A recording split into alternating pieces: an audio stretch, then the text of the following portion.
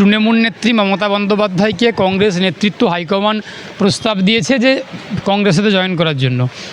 এটার পরিপ্রেক্ষিতে আমি একটা জিনিস আমার খুব মনে পড়ছে, বাংলায় একটা প্রবাদ আছে যে পুরাতন চাল ভাতে বাড়ে, এবং পুরাতনের একটা আলাদা গুরুত্ব আছে।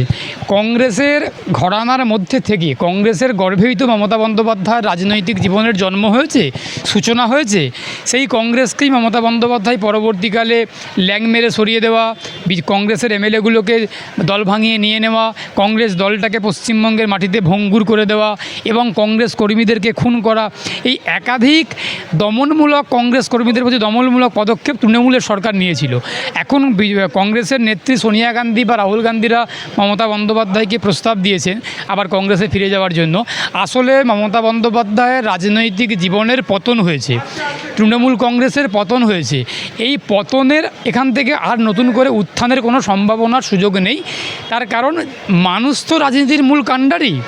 রাজনৈতিক ব্যবস্থায়, গণতান্ত্রিক ব্যবস্থাতে তো মানুষই শেষ কথা বলেন।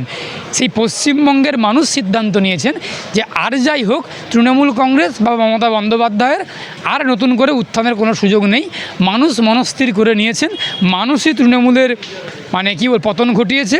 আর নতুন করে কোনো রকম উত্থানের জায়গা, কোনো রকম উত্থানের সম্ভাবনা আর তৃণমূল কংগ্রেসের নেই। কংগ্রেস তৃণমূল কংগ্রেসকে নেওয়ার চেষ্টা করছেন বা নেবার কথা বলেছেন। এর ফলে বরং আমার অনুমান, আমার ধারণা একজন রাজনীতিপ্রিয়, রাজনীতি সচেতন ব্যক্তি হিসেবে, যে কংগ্রেসেরও ভরাডুবি পশ্চিমবঙ্গের মাটিতে শুরু হবে।